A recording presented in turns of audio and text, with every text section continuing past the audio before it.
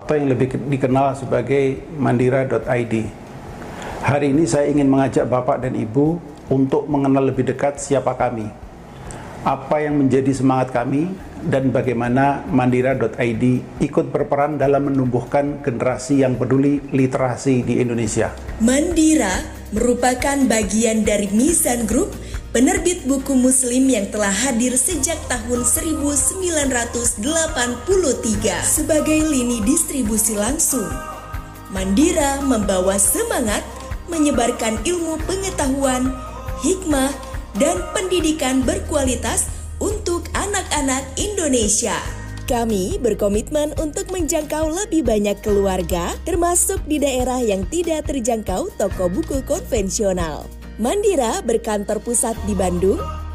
Kami didukung oleh lebih dari 30.000 mitra aktif yang kami sebut sebagai bisnis partner, para pejuang literasi di berbagai daerah dan bahkan luar negeri.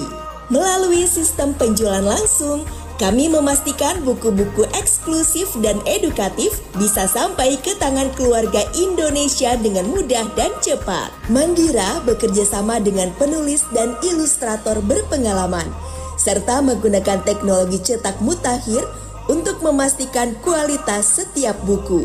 Kami juga memberikan dukungan penuh bagi bisnis partner kami, antara lain pelatihan berkualitas dan berkelanjutan, materi promosi yang siap pakai, sistem digital untuk memudahkan transaksi, komisi transparan dan diberikan tepat waktu. Kami percaya bahwa setiap usaha perlu dihargai. Oleh karena itu, Mandira memberikan berbagai bentuk apresiasi bagi mitra yang berprestasi. Mulai dari reward spesial untuk Ormersi Program. Saya Mustikarini dari Mandira ID sebagai sales supervisor Mandira. Alhamdulillah hari ini telah mendapatkan reward card program. Perasaannya hari ini senang banget bisa ketemu teman-teman dari seluruh Indonesia dan bisa mendapatkan reward yang Masya Allah luar biasa dari Mandira. Kesempatan umroh gratis hingga perjalanan ke luar negeri. Lebih dari sekedar bisnis, kami membangun komunitas yang saling menguatkan. Untuk menjangkau lebih luas, kami juga hadir di berbagai platform digital seperti Tokopedia, Blibli, dan mandira.id. Dengan cara ini, siapapun bisa mendapatkan buku berkualitas dari Mandira hanya dalam beberapa klik. Bapak dan Ibu, literasi adalah tanggung jawab kita bersama. Mari kita bergerak bersama, menyalakan cinta membaca di rumah, di komunitas, dan di seluruh pelosok negeri. Terima kasih atas perhatian dan dukungannya. Semoga mandira.id dapat menjadi sahabat Bapak dan Ibu dalam mendampingi tumbuh kembang anak-anak tercinta. Wassalamualaikum warahmatullahi wabarakatuh.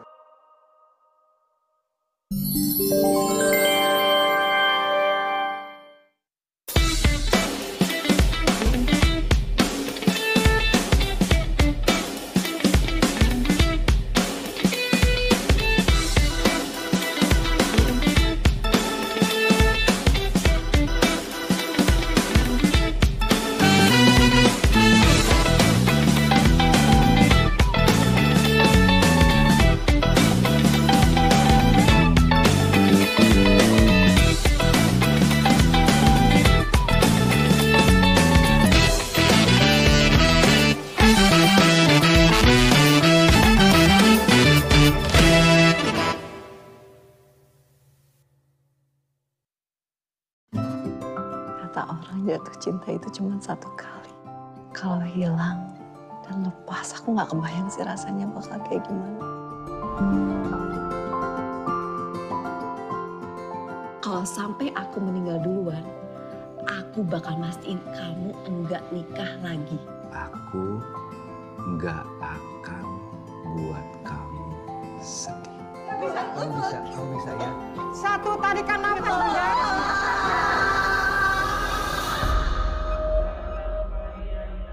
Ternyata benar, aku meninggal duluan. Hati-hati dengan ucapan. Kapan ucapanmu bisa jadi kenyataan? Aku kangen ngobrol sama kamu. Bapak masih ngikat ibu di hati Bapak. Kehilangan gak gitu caranya, Pak. Kayaknya kamu terlalu khawatir, Desya. Bapak baik-baik aja tuh. Kesapian tuh gak baik-baik aja, Mas. Assalamualaikum. Salam. Pak Salim, nikah lagi. Pasti ibu juga ngizinin. Enggak, aku nggak ngizinin. Nih David nih ya, aku hantuin juga nih, siap-siap nih. Pak Salim, malah ketemu di sini sama tetangga. Iya. Halo Mbak Mila. Ini saya masak. Semoga Bapak suka ya. Baik amat. Terus Bapak mau selamanya sendirian. Ibu pasti udah ikhlas kalau Bapak mau nikah lagi. Kalau kamu sendiri udah menikah? Hampir. Calon suami saya meninggal 1 hari sebelum kami menikah.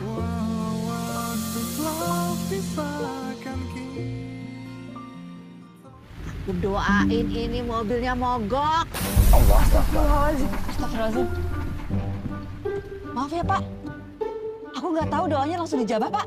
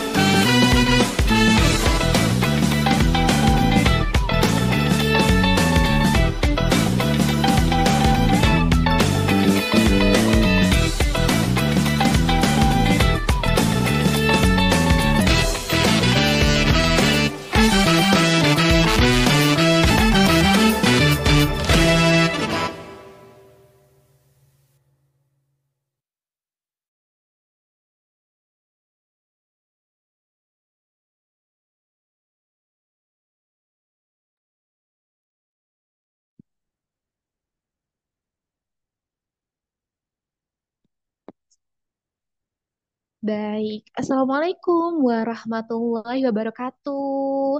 Selamat sore, parents, ayah, bunda, dan rekan-rekan semuanya. Selamat datang, senang sekali saya Nura bisa membersamai parents di webinar sore ini dengan tema yang menarik banget ya.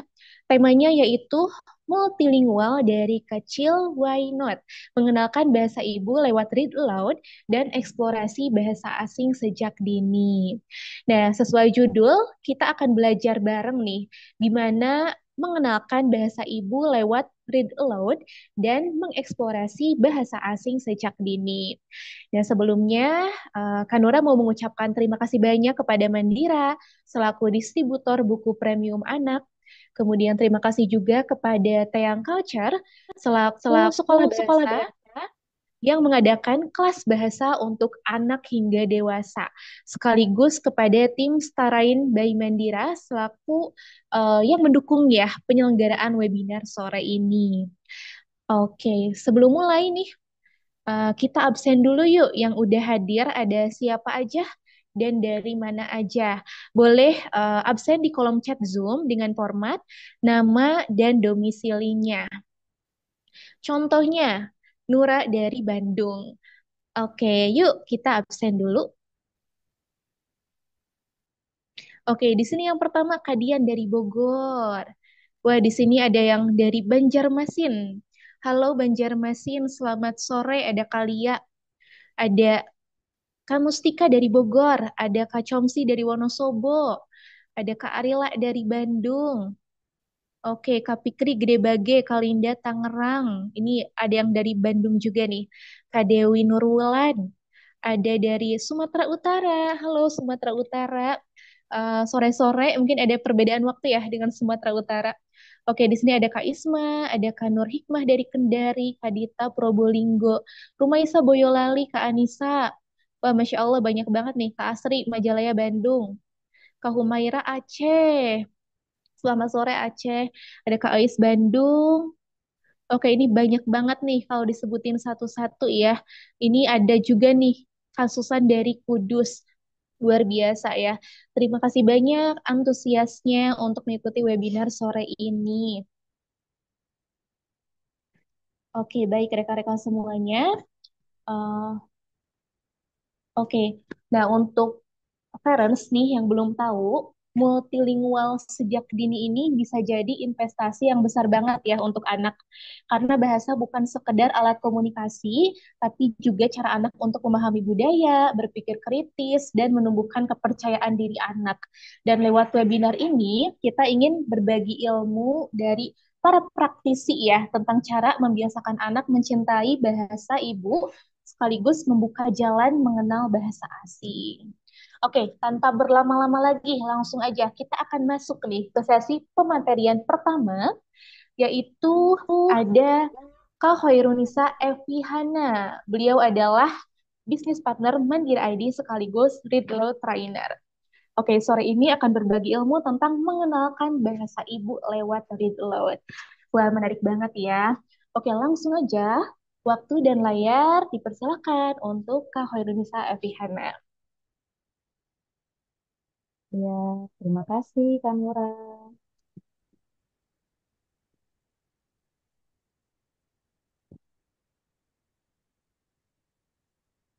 Oke, sambil menunggu. Oh, suaranya kecil.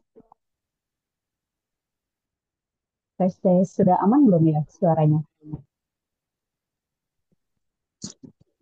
Oke, di aku sudah aman. Di yang lain boleh komen? Aman, Bun, aman. Oke, sudah aman, Kanisa. Oke, selamat sore. Assalamualaikum warahmatullahi wabarakatuh. Gimana kondisi cuaca di masing-masing rumah saat ini, parents? Kalau di sini kayaknya terpantau, saya di Jakarta Selatan ya, terpantau masih gerimis. Wah, mendung. Jadi agak rata ya kayaknya ya cuacanya ya hari ini ya, sore ini. Oke, boleh next slide. Kak Melisa, hujan, mendung ya rata-rata ya, hujan, mendung. Dari 2 harian ini memang cuacanya lagi nggak menentu ya, parents. Semoga kita semua dalam keadaan sehat-sehat. Oh, suaranya kecil. Aman kok suaranya? Oke, sebelum... Oh, suaranya kecil. Oke, kalau gitu aku nggak usah pakai headset deh. Sebentar ya. Sebentar.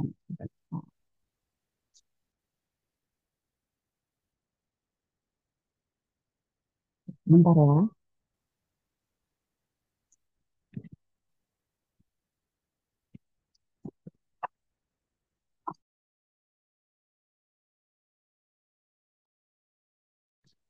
Oke, Ferenc, kita tunggu sebentar ya, Kanisa untuk bergabung kembali. Oke, tadi ada sedikit kendala di earphone-nya. Oke, Ferenc, Kanura mau ingetin nih, supaya fokus dan ilmunya terserap dengan baik. Boleh banget penuhi 3 hal, yaitu yang pertama, open cam untuk yang sinyalnya mendukung mungkin ya. Silakan untuk open cam. Oke, silakan untuk parents yang bisa open cam, untuk open cam. Kemudian diharapkan untuk aktif ya sampai selesai. Dan catat ya bila diperlukan. Siapin juga catatan. Oke. Kamera, maaf tadi aku kepental. Oke, Suaranya gak udah aman apa-apa, belum? Kanisa. Aman, udah jelas. Oke, siap. Oke, Baik, bisa kita mulai. dilanjutkan. Boleh next slide Kak Melisa.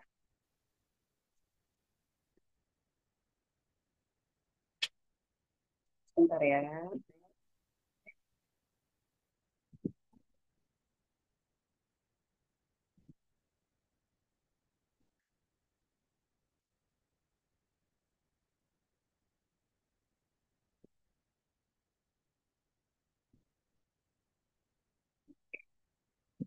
Baik, sebelumnya saya ingin memperkenalkan diri dulu. Nama saya Herini Sapihana atau biasa dipanggil Nisa. Dan semenjak punya anak tuh seringnya dipanggil Ibu Anin. Saya seorang ibu rumah tangga yang juga menyibukkan diri menjadi bisnis partner Mandira, retail trainer, dan juga suka aktif di sosial media, di Instagram dan di TikTok. Jadi di Instagram saya tuh apa namanya suka sharing tentang daily life lah ya sebagai ibu-ibu yang baru ngontrak. Nah, kalau di TikTok saya lagi sharing tentang ritual atau generasi dini. Boleh ya mampir-mampir ke TikTok dan Instagram saya. Oke, slide selanjutnya. Nah, sore hari ini saya akan sedikit sharing. Saya bukan di sini saya bukan expert ya, saya juga cuman berbagi pengalaman aja. Saya sedikit sharing tentang read aloud, tentang pengalaman saya juga yang sudah membacakan buku kepada anak saya sejak usianya 4 bulan. Nah, tema yang akan kita sharing sore hari ini yaitu mengenalkan bahasa ibu lewat read aloud. Nah, bahasa ibu itu yang kita tahu tuh apa sih parents biasanya? Kalau bahasa ibu di Indonesia itu kan merujuk ke bahasa daerah dan bahasa Indonesia atau bahasa yang digunakan di keluarga masing-masing keluarga gitu ya. Nah, tapi kalau menurut KBBI, bahasa ibu itu bahasa pertama yang dikuasai manusia sejak lahir melalui interaksi sesama anggota masyarakat, seperti keluarga dan lingkungan. Nah, jadi kalau di Indonesia itu merujuk ke bahasa daerah, seperti misalkan di Jawa Barat ada bahasa Sunda, di em, Padang atau di Sumatera Barat itu ada bahasa Minang ya gitu. Nah, kalau saya sendiri di Jakarta dan suku Betawi itu bahasa Betawi gitu. Kalau di Jakarta kebetulan saya orang Betawi mix Sunda gitu. Oke. Nah, bahasa ibu ini menjadi fondasi utama untuk berpikir dan berkomunikasi. Karena em, anak itu kan sejak ia dalam kandungan, kadang kan kita suka ngajak anak ngobrol ya, atau pas lagi ada interaksi gitu kan, lagi anak ada tendangan-tendangan kecil gitu kan, pasti kita ajak ngobrol, lagi apa sih di dalam gitu. Itu tuh bahasa pertama yang mungkin dalam apa namanya emang anak ngerti gitu ya, tapi secara kalau dalam Islam itu kan di usia 4 bulan itu kan udah ditiupkan ruh ya eh, dalam apa janin gitu. Nah, itu tuh sebagai apa ya stimulasi juga sih sebenarnya. Jadi nanti bahasa pertama yang dia dengar itu ya bahasa ibunya gitu, bahasa yang kita gunakan. Nah, bahasa ibu ini menjadi fondasi utama berpikir dan berkomunikasi. Terus dia juga mendukung perkembangan emosional anak dan dia itu akan menjadi jembatan bagi anak dalam belajar bahasa asing gitu. Jadi kalau bahasa ibunya sudah kokoh, sudah kuat, itu tuh akan mempermudah anak untuk mempelajari bahasa lain atau bahasa kedua atau bahasa asing gitu. Next slide, Kak. Nah, penelitian juga menunjukkan bahwa anak yang didorong menggunakan bahasa ibu secara aktif dalam pendidikan awal mereka cenderung memiliki keunggulan dalam belajar bahasa lain dan kemampuan kognitif lainnya. Bahasa ibu itu akar. Kalau akarnya kokoh, anak bisa tumbuh jadi pembelajar bahasa yang fleksibel. Nah, multilingual itu bukan berarti lompat-lompat bahasa, tapi bangun fondasinya dulu.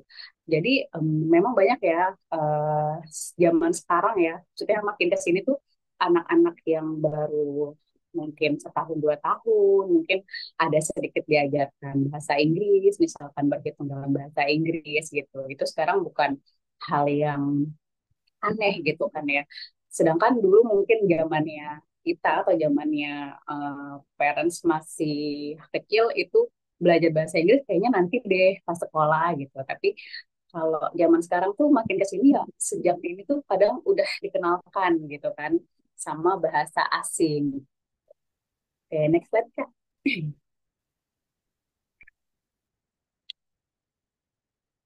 Nah, lalu gimana ya kita mengenalkan bahasa ibu lewat read aloud? Nah, kita pahami dulu nih, read aloud itu apa sih?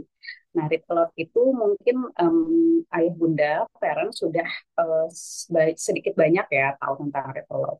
Read aloud itu kan kalau di bahasa Indonesia kan itu membaca nyaring, membaca dengan suara keras. Bukan berarti berteriak ya, maksudnya kayak kita membacakan buku. Nggak mungkin kan kita membacakan buku hari ini. sekaliha belajar melukis misalnya. Nggak mungkin kan kita membacakan buku dengan suara yang kecil sekali gitu kan. Nah itu istilah dalam literasi, dalam dunia literasi itu read aloud atau membaca nyaring. Nah lebih luasnya, read aloud itu kegiatan membaca cerita kepada anak-anak yang bertujuan untuk menumbuhkan minat baca, memperkenalkan kosakata, dan meningkatkan pemahaman bahasa. Nah, itu tuh tujuannya. Tapi read aloud ini bukan menuntut anak untuk bisa cepat baca, melainkan read aloud ini atau membacakan buku sejak dini itu eh, tujuan utamanya untuk pembiasaan dulu. Pembiasaan dulu, nggak mungkin lah kita ngebacain anak bayi buku, tapi kita nuntut dia nih 6 bulan kemudian dia bisa baca, kan nggak mungkin ya. Tapi tujuan utamanya itu pembiasaan, karena anak yang sudah dibiasakan dibacakan buku sejak kecil itu dampaknya tuh besar banget di kemudian hari gitu. Oke, next Kak. Mengenalkan bahasa ibu lewat retelot. Bisa nggak sih mengenalkan bahasa ibu lewat retelot? Bisa banget. Nah, retelot itu menjadi cara yang mudah dan powerful untuk menanamkan bahasa ibu. Karena melalui retelot, anak menyerap intonasi yang termasuk bunyi dan ritme, struktur kalimat, dan kosakata secara alami. Gimana bisa? Karena kan kita mengambil buku, jadi gimana caranya? Ya udah kita bacain buku, bacain buku cerita atau baca siapa kita ambil sebuah buku dan itu tuh kita menggunakan bahasa Indonesia dulu ya. Jadi kayak Arif Awad itu yang pertama kita kenalkan itu bahasa Indonesia gitu. Kalau bisa ya, eh, tergantung sih sebenarnya, tergantung sama mungkin ada yang ibunya atau salah satu orang tuanya orang luar, jadi mereka menggunakan buku bahasa asing gitu kan ya. Nah, itu balik lagi bahasa ibu di keluarganya tuh seperti apa, seperti itu. Oke, next Kak. Gimana caranya? Nah, untuk melakukan read aloud, untuk melakukan read aloud ini kita cuma perlu 3 unsur. Anak yang dibacakan, buku, dan orang yang membacakan, orang dewasa atau orang tua yang membacakan. Nah, orang yang membacakan ini bisa orang tua atau bisa juga orang lain. Misalkan bapak ibunya kerja gitu kan. Nah, di saat bapak ibunya kerja nih dia bisa dibacakan oleh pengasuhnya atau oleh neneknya gitu. Nah, ini cuma ada 3 unsur, kita udah bisa nih ngelakuin read aloud. Nggak perlu alat mahal, cukup buku dan orang dewasa yang membacakan dengan suara. Dengan suara ya, jangan bisik-bisik gitu. Jadi cuman perlu anak, buku, dan orang yang membacakan itu kita sudah bisa melakukan read aloud gitu. Oke, next Kak.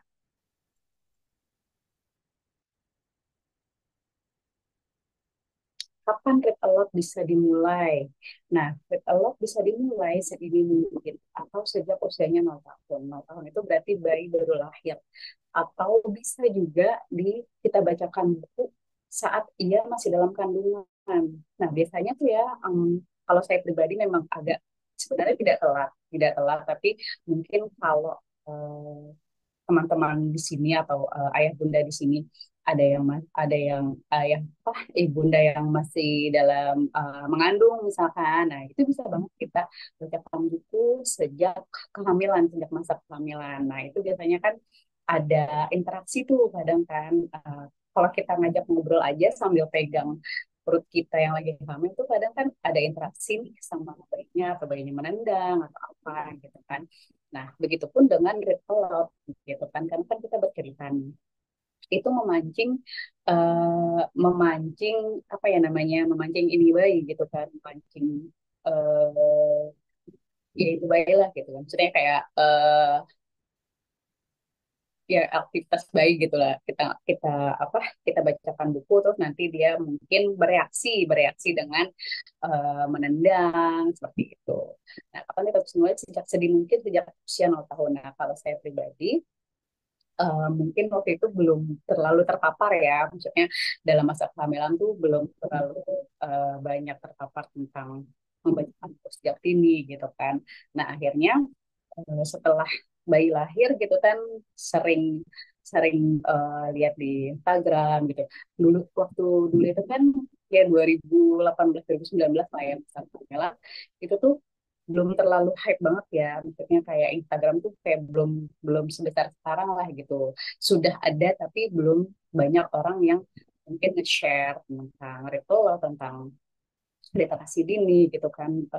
Jauh berbeda dengan sekarang yang mungkin sudah banyak influencer yang suka sharing seperti itu. Nah, sejak ia lahir baru tuh saya suka apa namanya baca-baca apa sih kegiatan stimulasi bayi yang gampang dan sederhana gitu kan. Nah, ternyata Read Aloud itu kegiatan sederhana yang bisa menstimulasi otak, perkembangan otaknya. Karena kan bayi itu lahir dengan triliunan serabut yang belum tersambung. Nah, Read Aloud ini, kegiatan membacakan nyaring ini, bisa apa ya namanya menyambung serabut-serabut otak bayi yang belum tersambung tersebut gitu. Nah, itu saya mulai pertamanya itu di usia 4 bulan dan itu masih pakai buku kain gitu loh. Karena kan di usia 4 bulan itu anak tuh sudah mau 2 bulan lagi mau MPASI ya, jadi suka entah dia menggigit-gigit gitu kan. Nah, yang saat itu tuh banyak di saya lihat gitu ya di sosial media kayak oh ini loh buku yang cocok buat anak usia 4 bulan gitu kan biar bukunya nggak sobek segala macam gitu. Jadi waktu itu saya masih belikan buku kain yang kalimatnya juga masih sepotong-sepotong lah gitu, belum full buku cerita gitu. Nah, kenapa sih harus dimulai sejak dini? Karena golden age atau masa emas itu eh, dimulai sejak usia dia 0 tahun sampai 6 dan 7 tahun. Pokoknya 0 sampai 7 tahun itu tuh golden age-nya anak, masa keemasan perkembangan bahasa dan otak anak.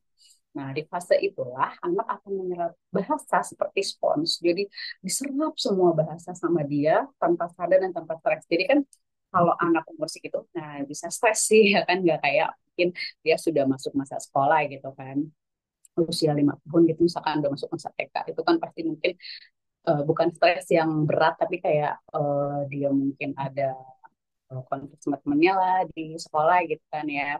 Nah, di masa-masa emas ini, di masa-masa 0 tahun ini, itu tuh anak masih menyerap bahasa kan, seperti spons gitu, semuanya masuk gitu. Jadi, ya itu tadi pembiasaan sejak dini, Read Aloud itu tujuan utamanya bukan membuat anak cepat baca, tapi melainkan untuk apa ya namanya menambahkan kosakata yang banyak dan itu akan menjadi modal dia untuk nanti berbicara gitu, untuk nanti berkomunikasi gitu.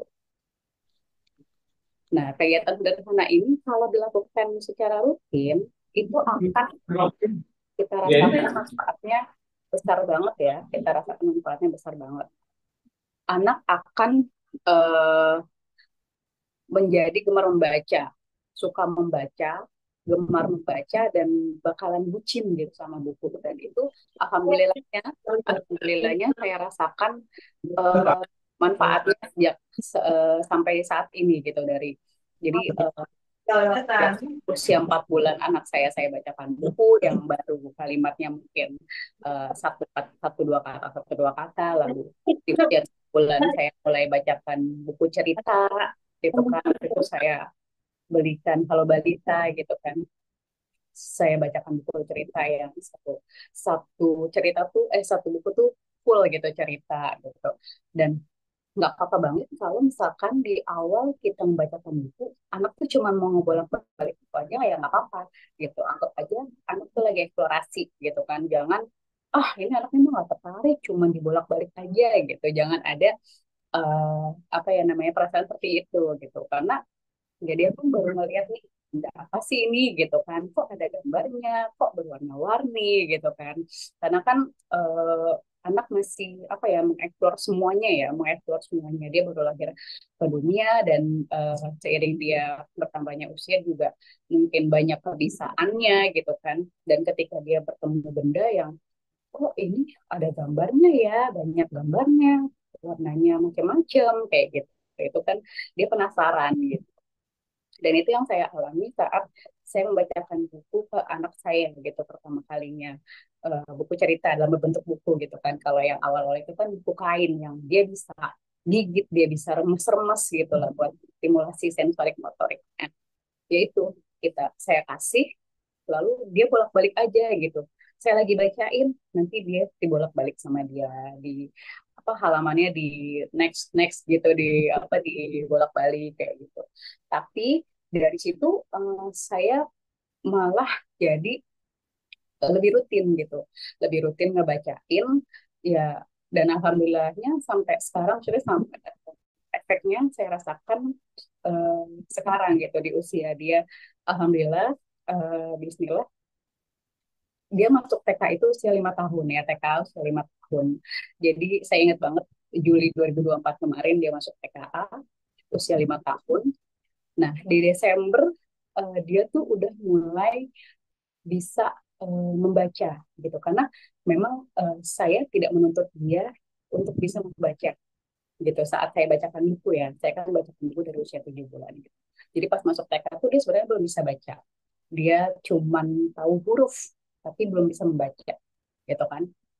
Nah Juli 2024 dia masuk TKA, di Desember 2024 dia sudah bisa membaca satu kata, dua kata. Jadi kayak misalkan sedini mungkin gitu. Jadi kayak cuman misalkan itu baru gitu. Jadi kayak masih tertata-tata lah gitu. Tapi eh, mungkin efek dia dibacakan buku sejak dini, nah itu efeknya tuh waktu dia belajar membaca itu nggak bikin dia bosen gitu. Karena dia udah terbiasa melihat tulisan gitu kan. Dia udah terbiasa melihat tulisan. Jadi ya udah dia menikmati momen itu dengan enjoy aja, dengan gak yang "Oh, gimana nih bacanya gitu." Karena anak yang biasa dibacakan buku dan tidak biasa dibacakan buku itu akan kelihatan banget gitu kan saat belajar membaca. Anak yang nggak biasa dibacakan buku mungkin akan yang kayak stres gitu kan ya. Tapi kalau anak yang biasa dibacakan buku itu nggak akan stres, maksudnya dia akan berusaha, ini kayaknya aku udah sering lihat nih, cuman dia kan belum bisa baca mungkin gitu ya. Next Kak.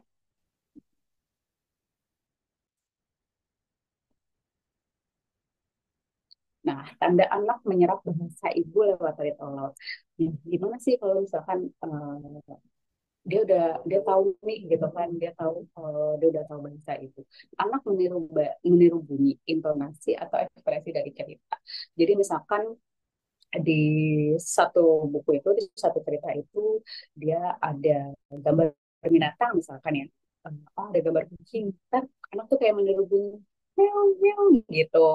Intonasi dan ekspresi dari cerita. Jadi kayak ada ekspresi marah mungkin kayak.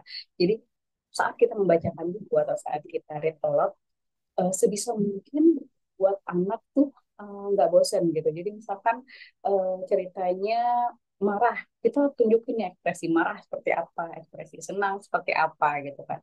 Jangan yang datar aja ngebacain buku kan kayak Salihah membuang sampah di tong sampah. Ibu marah. Salihah memecahkan gelas. Ibu marah. Gitu itu kan kayak nanti gitu kan. Wah, anak pasti nggak akan antusias kalau seperti itu. Makanya kita saat membacakan buku usahakan kita banyak apa namanya, banyak intonasinya. Dan misalkan kita menciptakan suara ibu nih lebih lembut, atau suara Salihah ya, suara anak kecil perempuan. Dan misalkan ada tokoh kucing gitu kan, bunyi kucing seperti apa kayak gitu. Anak minta dibacakan buku yang sama berulang kali. Nah, repetition ya namanya. Jadi nggak apa-apa banget kalau misalkan hari ini dibacain buku ini, besok anak minta buku itu lagi. Sedangkan kita mau ganti yang lain lah ceritanya deh, misalkan gitu kan ya. Tapi anak kamu itu udah nggak apa-apa. Berarti dia tuh lagi apa namanya memperkuat kosakatanya dia gitu. Jadi kalau anak tuh minta dibacakan buku yang sama ya nggak apa-apa, itu untuk memperkuat kosakatanya dia gitu.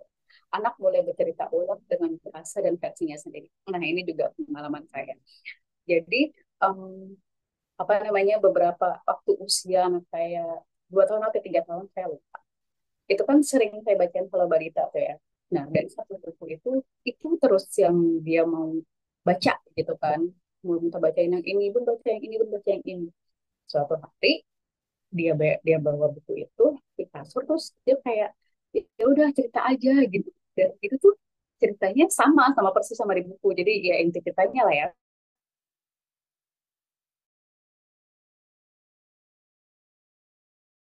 versi dia misalkan cerita melalui gambarnya gitu, karena oh dia tahu nih pas gambar ini ceritanya seperti ini karena sering dibacakan sama ibunya.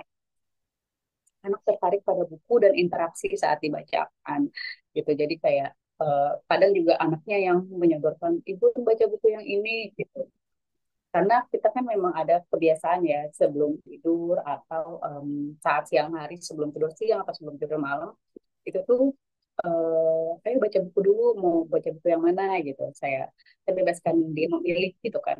Kalau pas usianya sudah 2 tahun 3 tahun, kalau usia 1 tahun itu kan 0 tahun sampai 1 tahun masih kita lah ya yang menyeleksi bacaan-bacaan yang kita mau bacakan. Next Kak.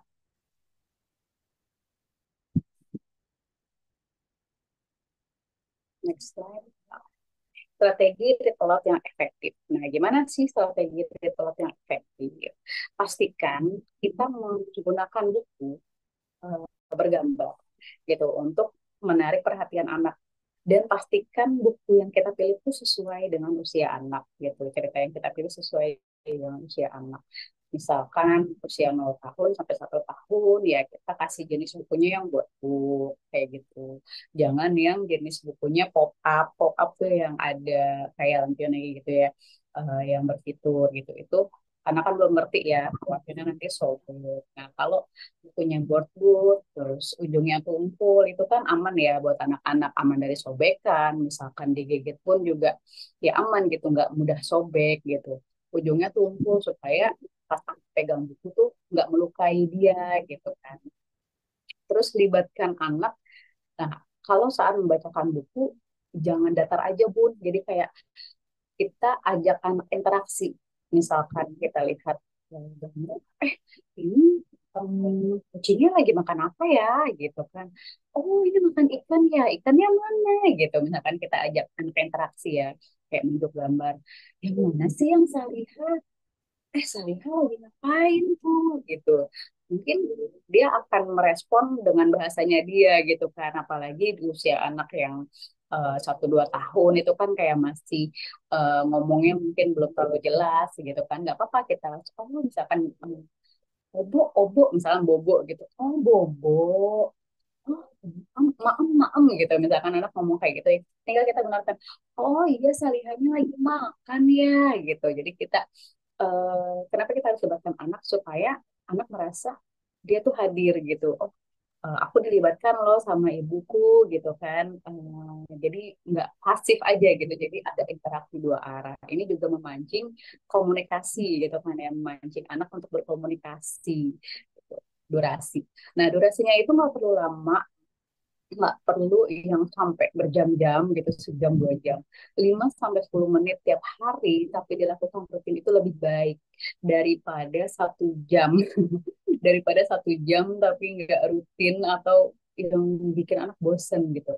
Karena kan kita harus memperhatikan juga tentang fokus anak ya, apalagi di usia-usia balita itu tentang fokusnya di usia 0 sampai 1 tahun, 0 sampai 3 tahun itu belum terlalu panjang gitu kan.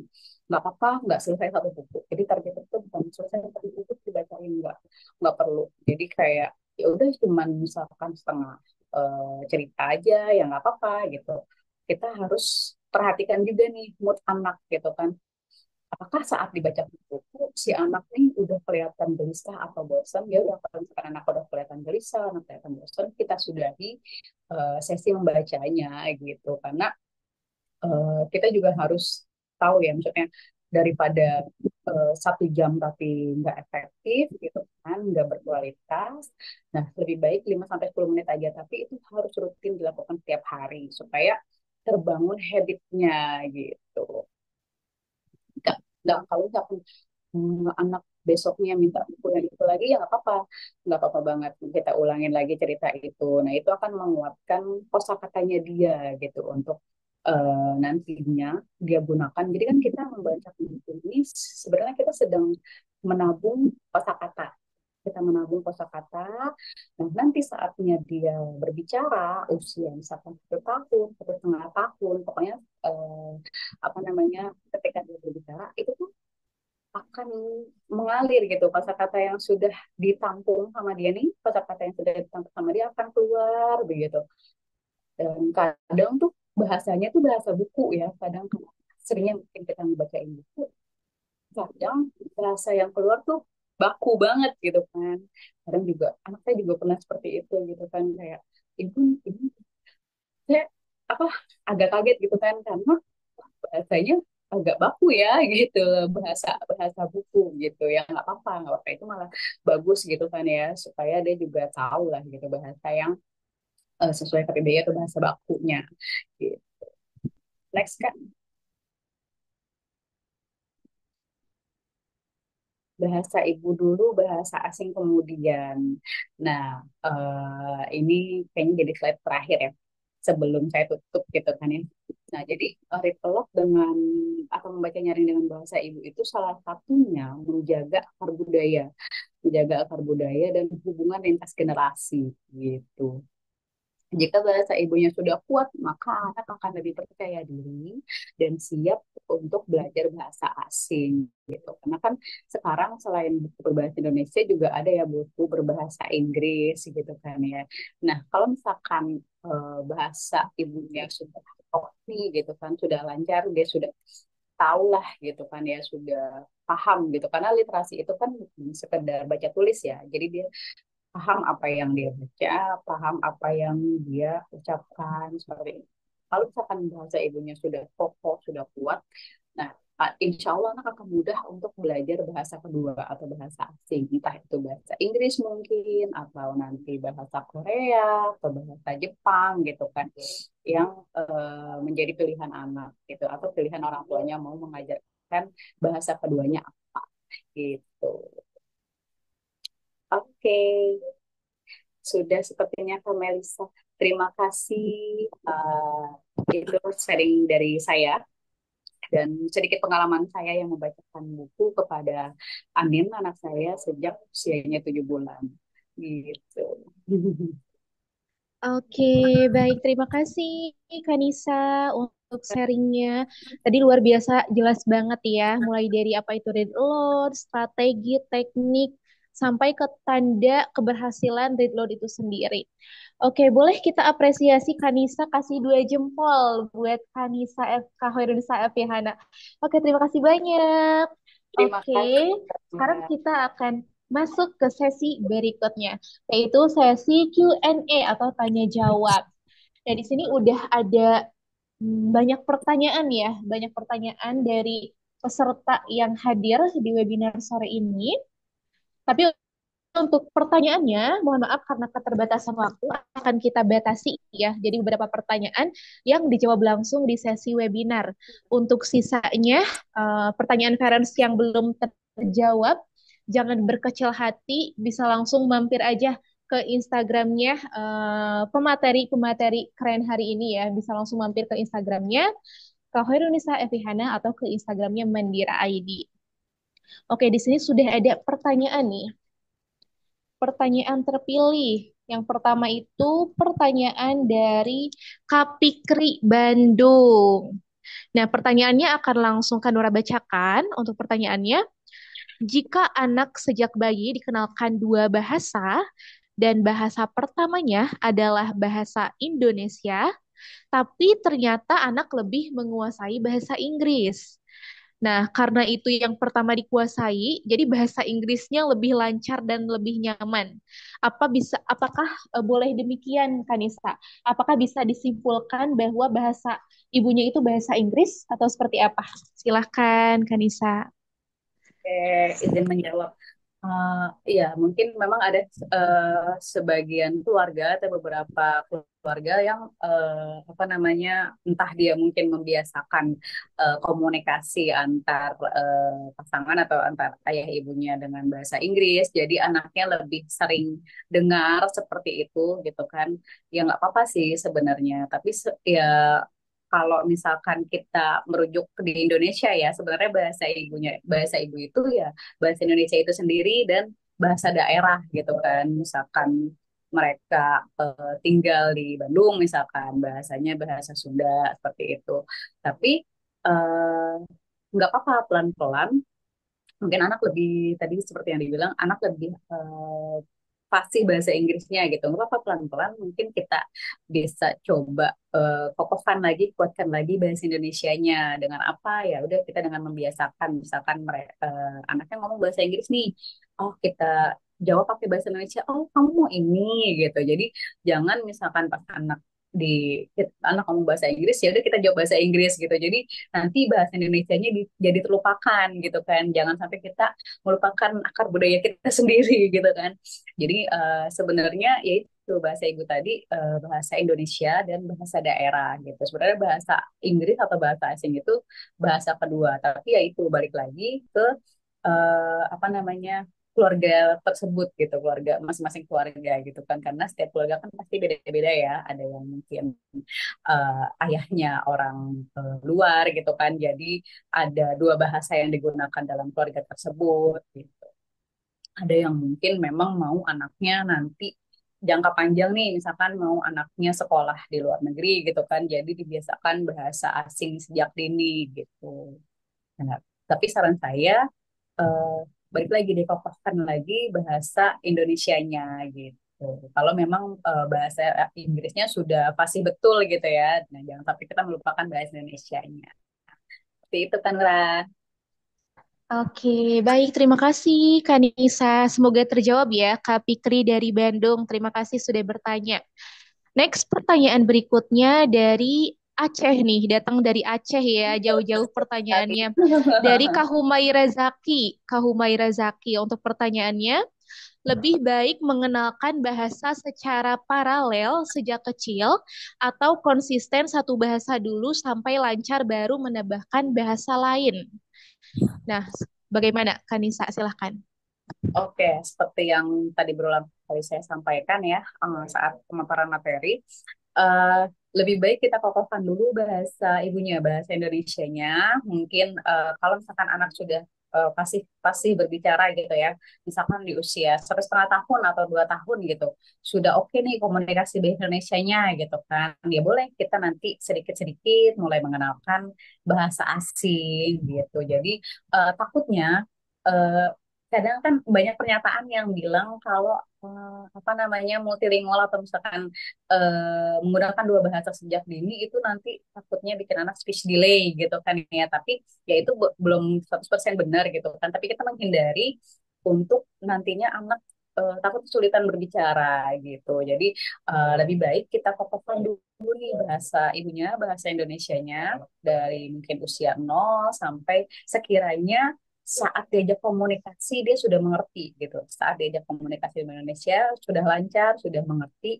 baru kita mulai deh pelan-pelan mengenalin gitu kan ke bahasa asing atau bahasa kedua gitu. Nah, saya pribadi sampai saat ini belum terlalu saat ini usia anak saya 6 tahun, 6 tahun 4 bulan, belum terlalu mengenalkan bahasa Inggris, tapi saya kenalkan kayak sedikit-sedikit gitu. Dari misalkan waktu dia usia 3 4 tahun lah ya, 3 4 tahun saya kenalkan warna dalam bahasa Inggris gitu. Jadi boleh banget pas usia 2 tahun setengah atau menuju 3 tahun kita kenalin aja ini, misalkan pelan-pelan, misalkan warna dalam bahasa Inggris atau hewan dalam bahasa Inggris, berhitung dalam bahasa Inggris gitu. Nah, mungkin sekarang banyak ya kayak di YouTube atau YouTube Kids gitu-gitu, eh, pelajaran tentang bahasa Inggris yang bisa kita searching sendiri lah ya gitu. Dan kita juga bisa ngajarin lah kalau misalkan mungkin sekedar warna buat buat orang tua yang tidak terlalu fasih bahasa Inggrisnya, ya udah kita kenalin aja dulu nih kayak warna, hewan, buah gitu. Nah, kalau untuk sekarang saya pribadi baru mengenalkan kayak perkenalan melalui dalam bahasa Inggris gitu. Jadi anak saya sudah belum terlalu fasih, tapi dia tahu misalkan saat saya bilang, Hi, my name is Nisa gitu. Dia udah tahu nih artinya, oh nama saya Nisa gitu. Hi, my name is Anin gitu. Jadi kayak sedikit-sedikit lah gitu, bertahap gitu. Karena ya itu tadi, supaya dia kokoh dulu bahasa Indonesianya, dia sudah kokoh, sudah bisa lancar diajak komunikasi bahasa Indonesia, baru kemudian kita boleh belajar bahasa asing atau bahasa kedua. Seperti itu kan Nura. Oke, jelas banget ya. Semoga terjawab. Tadi pertanyaannya Kak Zaki ya, Humaira Zaki dari Aceh. Oke, rekan-rekan semuanya, tadi adalah pertanyaan terakhir ya di sesi pematerian pertama. Ini antusias banget ya, parents yang bertanya, tapi mohon maaf sekali karena keterbatasan waktu kita cukup dua pertanyaan dulu ya. Dan nanti untuk PPT materi Kak Nisa nanti akan di-share juga oleh panitia dan di sana ada kontak Kak Nisa. Boleh banget ya kalau misalkan Boleh, mau diskusi langsung nih boleh mau. sama Kak Nisa Fihana. Boleh banget. Jadi jangan berkecil hati ya buat eh, parents yang pertanyaan belum terjawab. Oke, oke. Selanjutnya silahkan kepada Kak Nisa barangkali ada closing statement untuk parents yang sudah hadir dari pematerian yang disampaikan. Silahkan. Oke, cuman sedikit-sedikit pesan saya. Jadi kayak kita harus, bukan harus sih sebenarnya, kalau bisa kita mengenalkan bahasa ibu terlebih dahulu ya. Maksudnya kita jadi fokus yang utama itu mengenalkan bahasa ibu kita sendiri, bahasa Indonesia gitu kan, melalui read aloud, melalui membacakan nyaring. Emang nggak boleh ya bacain buku bahasa Inggris? Boleh banget, tapi dilihat nih usia anaknya berapa. Nanti kalau misalkan anaknya sudah kokoh untuk bahasa ibunya, baru boleh kita kenalkan sedikit demi sedikit atau kita bacakan buku berbahasa Inggris atau bahasa lainnya. Dan ingat, tujuan utama Read bukan untuk supaya anak cepat baca, tapi untuk pembiasaan supaya nantinya anak gemar membaca, suka membaca, dan cinta membaca. Gitu aja kan Nura. Terima kasih parents. Terima kasih, Kak Nisa. Oke, selanjutnya kita akan lanjut ke pematerian sesi kedua. Oke, parents di sini nih yang on cam ataupun off cam masih standby menyimak ya. Masih standby, coba Kanura cek ombak dulu nih. Kita akan masuk ke sesi pematerian dari Teang Culture yang pastinya lebih menarik banget ya materinya. Oke, untuk parents boleh ketik lanjut di kolom chat biar Kanura gak merasa sendirian ya. Ini untuk yang off cam, on cam, apakah masih menyimak? Silakan ketik lanjut. Kita akan masuk ke sesi pematerian kedua, Mbak. Oke. Oke, lanjut. Oke, nah di sini kita akan mendengarkan pemaparan dari Karaisa Sem. Oke, Masya Allah, Karaisa udah siap banget ya untuk menyampaikan materinya seputar eksplorasi bahasa asing untuk anak sejak dini. Oke, waktu dan layar kita persilahkan kepada Karaisa Sem. Oke, terima kasih banyak Kanura. Selamat sore ayah bunda, parents. Kalau dalam bahasa Korea, omonim, abonim, annyeonghaseyo. Nah, diriku ingin bertanya-tanya dulu nih. Ada yang tahu nggak sih artinya annyeonghaseyo itu apa? Annyeonghaseyo. Oh, di sini ada Kak atau Bunda ya. Annyeonghaseyo. Itu artinya halo. Annyeonghaseyo, Sem. Oh, annyeonghaseyo. Suara siapa Kak itu? Kak Ai? Oke, Next. nah ternyata di sini teman-teman yang hadir bukan cuma ayah bunda, tapi juga ada calon-calon ayah dan calon bunda ya. Wow, luar biasa sekali. Senang sekali aku bisa hadir di sini dalam webinar kolaborasi Tayang Culture dan Mandira.id di sore hari yang kalau di Jakarta nih sekarang lagi mendung syahdu ya. Jadi dimanapun teman-teman berada, mau itu panas terik atau mendung syahdu, tetap semangat buat menerima ilmu hari ini dan tanya jawab seru ya di sore hari ini. Oke, sama ya di tempatnya Bun atau Kayani juga syahdu. Oke. Baik, kalau begitu izin share screen ya, teman-teman.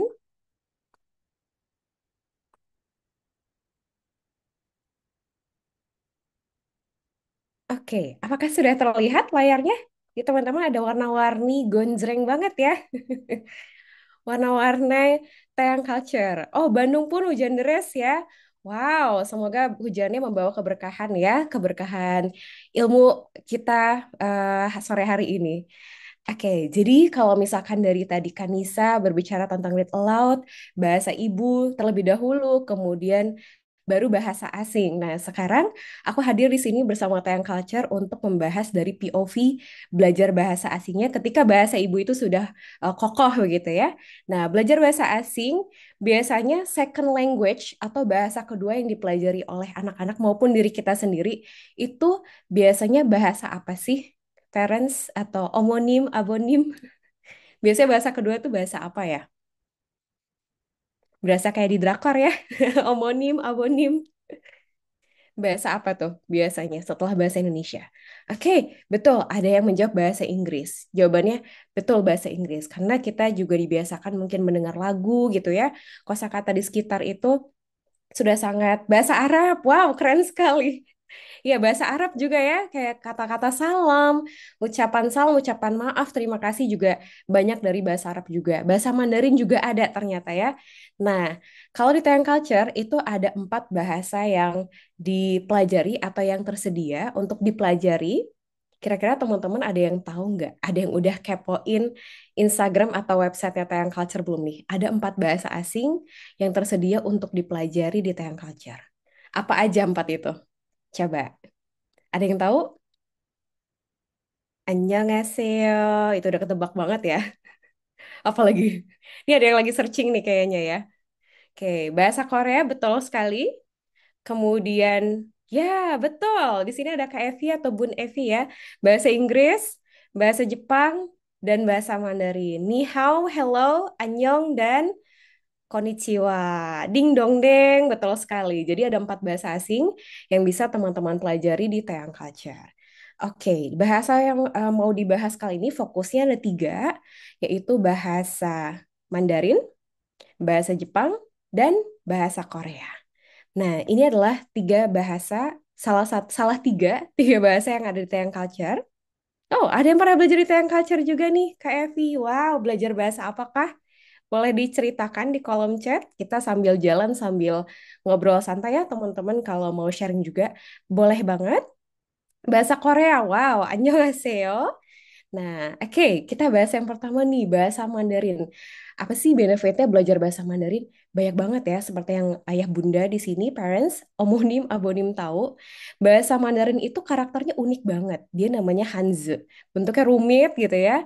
Nah, itu tuh menyeimbangkan antara otak kiri dan otak kanan secara bersamaan. Kemudian, dia itu adalah bahasa paling banyak digunakan di dunia. Coba, lebih dari 1 miliar orang menggunakan bahasa Mandarin.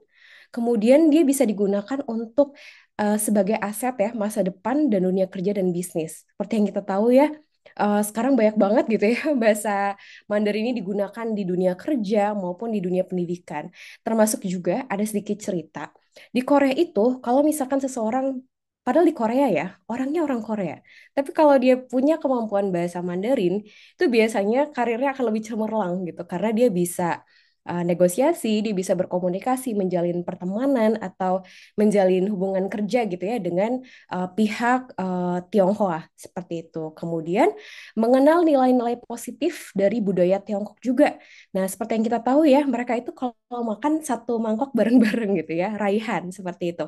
Itu mengajarkan kebersamaan, kemudian kalau bertemu sama yang lebih tua itu bukan sekedar bungkuk tapi sampai sungkeman gitu ya. Jadi banyak nilai-nilai positif itu yang kita bisa petik dari belajar bahasanya juga, otomatis belajar budayanya juga. Kemudian pemerintah Tiongkok juga membuka lebar gitu ya peluang-peluang untuk studi dan beasiswa ke Tiongkok sana.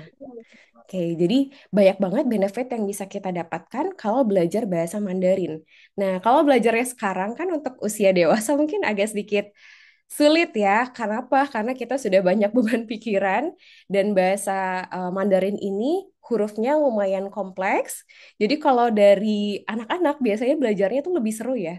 Dari kosakata dulu, dari ni hao, dari salam-salam, itu biasanya akan lebih familiar. Jadi ketika terjun ke tata bahasa itu biasanya lebih enjoy. Seperti itu. Itu bahasa Mandarin.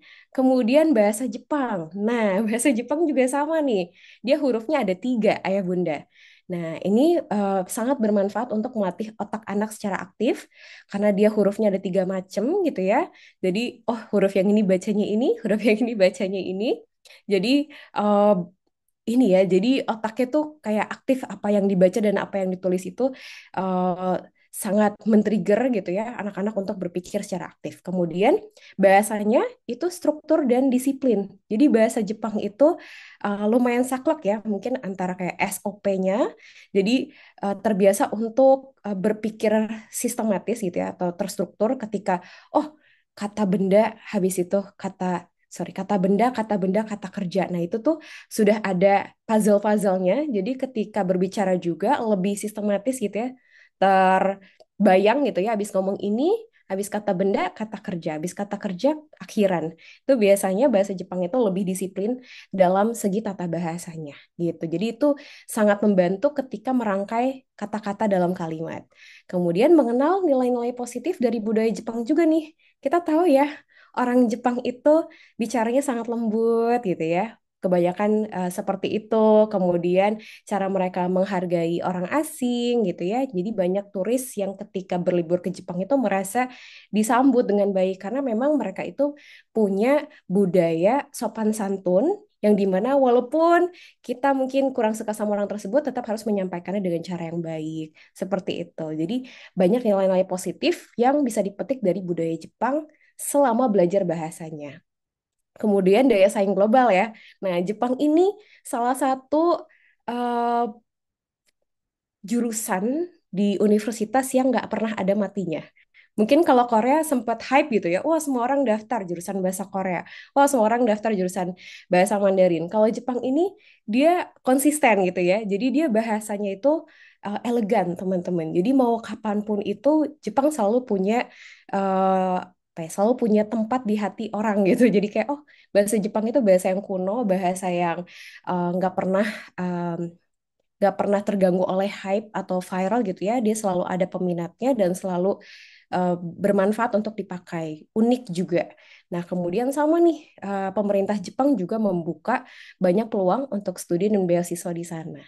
Gitu. Oke, bahasa Mandarin, bahasa Jepang banyak ya ternyata bukan cuma FOMO ikut-ikutan anime, manga, ternyata dari budaya tradisionalnya juga banyak yang bisa dipelajari. Oh, di sini ada Kak Sabisma, Sabi Hisma atau Bunda di sini termasuk pecinta budaya Jepang. Nah, budaya modern, budaya lampaunya juga itu sebenarnya banyak banget yang bisa dipetik ya nilai-nilai positifnya.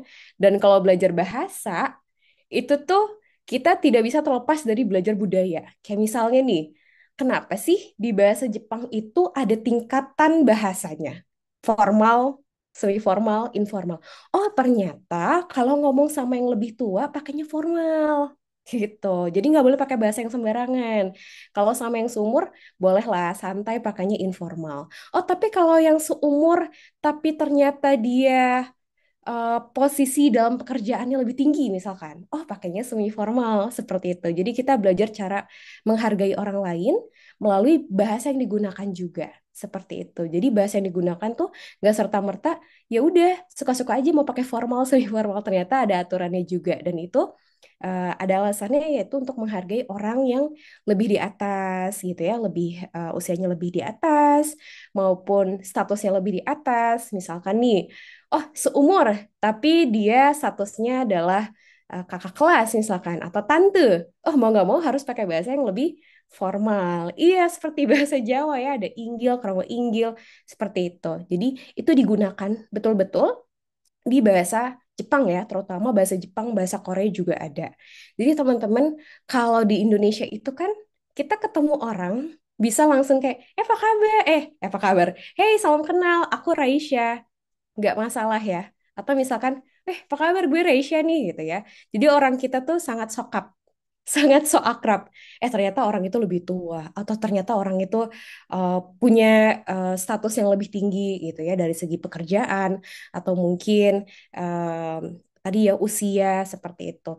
Nah, kalau di bahasa Jepang, di budaya bahasanya maupun bahasa Korea itu sangat memperhatikan penggunaan bahasa gitu. Bahkan ekstrimnya kembar yang lahirnya beda semenit, yang lebih muda harus panggil kakak ke yang lebih tua.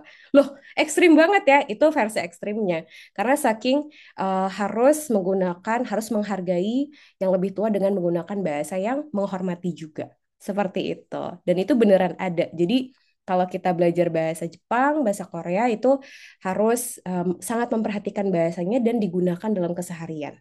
Seperti itu. Jadi kita pun akan merasa dihargai juga ketika ngobrol sama orang Korea. Oke, itu bahasa Jepang. Untuk bahasa Korea, nah karena di sini panggilan Kanura ke aku adalah Sam. Sam itu adalah panggilan gaul untuk guru di Korea ya. Mungkin panjangannya ada yang pernah dengar? Panjangan dari Sam? Ayo, mungkin ayah bunda Sonsengnim. di sini. Wow, Sonsengnim. Sonsengnim, betul sekali. Curiga nih, apakah alumni Drakor? Oke, nah jadi Alumni Sonsengnim Tehyang. alumni Teang, iya ya. Ya, betul. Jadi Sansengnim itu adalah kepanjangannya guru, artinya bisa Miss, Mister. Kalau Sam itu kayak panggilan gaulnya. Nah, Sam, aku mengajar bahasa Korea nih di Teang Culture. Jadi apa ya? Pengalaman gitu ya, kemudian pengetahuannya juga lebih banyak di bahasa Korea. Sudah mengajar banyak gitu ya murid dari berbagai macam usia, kemudian sebagai pembelajar juga merasakan kalau huruf Hangul, nah ini tulisannya Hangul ya, gimana kalau kita edit dulu? Kurang satu. Nah, jadi huruf Hangul atau aksaranya Korea itu mudah dan logis. Jadi kalau untuk anak-anak pelajar itu kayak ya udah bentuknya kayak bulat, bulat itu bulat gitu. Jadi mudah dan logis. Kemudian dia itu dekat dengan budaya populer global saat ini ya, K-pop, K-drama, K-food, K-fashion, K-interior, K macam-macam gitu ya. Nah, ini tidak bisa dipungkiri teman-teman, FOMO-nya anak-anak zaman sekarang gitu ya. Pasti keikut teman-temannya untuk K-pop, misalkan boy group ini, girl group ini. Nah, itu biasanya masih punya semacam eh, image yang Korea ya gitu, Korea-Korea. Nah, akan lebih bagus kalau misalkan mempelajari bahasa dan budaya tradisionalnya juga gitu. Karena dengan begitu budayanya unik gitu ya, bahasanya unik itu jadi lebih keren lagi. Jadi bukan hanya menggemari K-pop, K-drama, tapi kita juga memahami bahasa dan budaya tradisional yang sebenarnya itu banyak nilai-nilai positifnya. Nah, kemudian meningkatkan peluang global. Nah, sekarang biasanya yang bisa berbahasa Korea itu banyak banget diajak ngobrol tentang hal-hal yang lagi hype sekarang gitu ya. Nah, kemudian juga kalau untuk peluang karir itu sangat banyak gitu ya, menjadi interpreter atau translator atau mungkin menyampaikan materi-materi yang mungkin seperti yang Kanisa sampaikan tapi versi dalam bahasa Korea gitu ya. Karena mungkin banyak banget nih eh, ilmu-ilmu yang keren-keren tapi orang Korea juga belum tahu gitu. Jadi mungkin kalau dari sudut pandang aku semacam dakwah gitu ya, pakai bahasa Korea itu kan keren banget ya. Kemudian juga peluang studi dan beasiswa dan kerja juga di Korea karena mereka sangat senang gitu ya dengan orang Indonesia yang dimana ramah gitu ya. Beda sama orang Korea mungkin lebih kaku gitu ya. Walaupun mereka sangat sopan tapi mereka cenderung kaku dan orang Indonesia ramah. Jadi mereka senang banget untuk bekerja dan sangat menerima para pembelajar orang Indonesia gitu. Jadi itu adalah beberapa benefit yang sangat menarik yang sebenarnya kalau kita pelajari itu kita bisa dapatkan gitu ya dari bahasa Mandarin, bahasa Jepang, dan bahasa Korea. Nah, kemudian kenapa nih bahasa Korea nih? Gitu ya. Ini untuk ceritanya dari aku pribadi maupun dari pengalaman gitu ya. Kemudian dari yang apa aku pelajari juga. Kenapa nih bahasa Korea? Nah, karena bahasa Korea itu punya aksara yang sederhana, mudah, dan logis. Coba teman-teman lihat yang paling kiri. itu artinya bahasa Mandarin. Aksaranya seperti itu. Bacanya seperti apa? Izin aku tidak bacakan karena takut salah baca. Kenapa?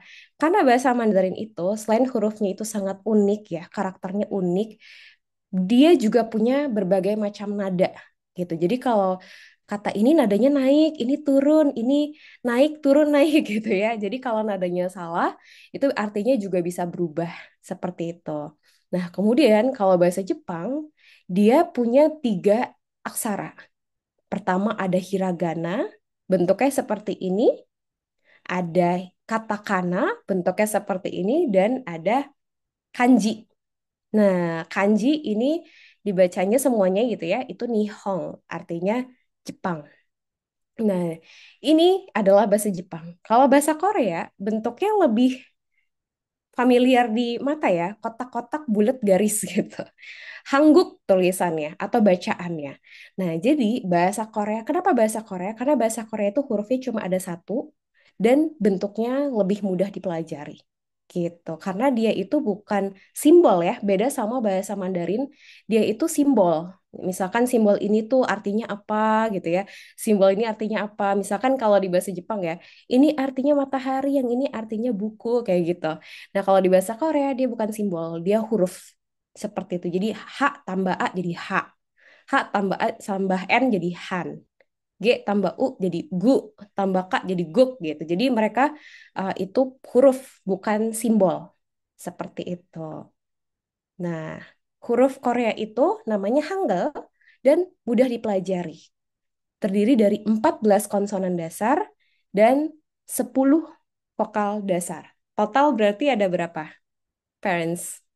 Homonim, abonim, 24. 24 ya. Nah, yang di Tapi mana ada tuh yang sedikit. vokal Iya, ganda juga kan? betul. Nah, ada vokal ganda, ada konsonan bukan, vokal perluasan, vokal ganda gak ada ya, vokal perluasan, konsonan ganda. Nah, itu memang turunannya. Tapi semua itu berasal dari 24 huruf dasar ini. Nah, ini tuh termasuk sedikit banget dibandingkan dua bahasa tetangga gitu ya, yang dimana oh mungkin kalau bahasa Jepang ada 3 macam gitu ya, kalau bahasa Mandarin dia simbol tulisannya. Nah, kalau bahasa Korea itu terdiri dari 24 huruf dasar. Nanti ada turunannya betul kata Kak Ai. Ada vokal perluasan, ada konsonan ganda betul, tapi semuanya berawal dari 24 huruf dasar ini. Oke, ini gambarannya buat parents. Nah, contohnya nih, untuk huruf vokal, Raja Sejong itu menciptakan huruf vokal terinspirasi dari 3 bentuk ini. Nah, ada bentuk matahari, ada bentuk tanah, dan ada bentuk orang. Lingkaran atau bulat, garis horizontal, dan garis vertikal. Oke, jadinya gimana tuh, Sam? Nah, kita lihat slide berikutnya ya. Nah, contohnya di sini ada matahari dan ada tanah. Mataharinya terbit. Oh, sudah pagi. Gitu. Jadi dari bentuk matahari dan tanah ini terciptalah huruf O. Bentuknya seperti ini. Bunyinya O. Oh, sudah pagi. Oh, matahari sudah terbit. Nah, jadi ketika anak-anak belajar huruf Hangul juga, itu diajak untuk berlogika gitu. Ini kan mataharinya di atas tanah nih, terbit. Oh, pagi. Oh, sudah terbit mataharinya. Seperti itu. Menarik ya, ternyata diciptakan untuk bisa dipelajari oleh siapa saja. Kemudian, kalau mataharinya di bawah, udah terbenam nih, ya kan udah masuk ke dalam, ke bawah gitu ya, ke bawah tanah. Nah, ini huruf U gitu. Jadi kalau mataharinya di atas, oh, mataharinya di bawah, U. Dan ini teman-teman mirip sama mata yang sedang menangis. Ya enggak sih? Kalau ditambahin sebelahnya lagi kan kayak mata sedang menangis ya. Kalau menangis air mata pasti turun ya, teman-teman gitu. Kalau ke atas dia lagi headstand mungkin seperti itu. Jadi ini huruf U. Nah, jadi huruf-huruf vokal dalam bahasa Korea, vokal dasarnya itu ada ini nih, ada huruf A, ya, O, yo, O, yo, U, yu, E, I. Seperti itu. Bentuknya simple ya, cuma garis vertikal, garis horizontal. Garis vertikal tuh manusia. Garis horizontal itu tanah gitu. Oke, kita lanjut ya. Kalau untuk huruf konsonan, nah huruf konsonan itu hampir semua atau bahkan semua mencerminkan posisi lidah dan mulut. Misalkan nih huruf G itu dalam huruf Hangul bentuknya seperti ini, teman-teman. Itu mirip ketika kita menyebutkan huruf G, G gitu. Kalau N, ini lidahnya menyentuh langit-langit ya. Kemudian S. Nah, seperti ini. Kalau M, nah ini bibirnya ya mengatup.